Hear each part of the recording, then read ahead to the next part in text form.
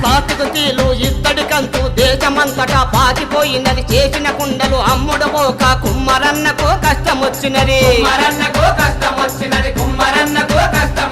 తినడానికి తిండి దొరకక ఇంటిల్లాదులు బక్క దిక్కిన కుమ్మారన్న సారె దిప్పుతో కింద పడ్డాడు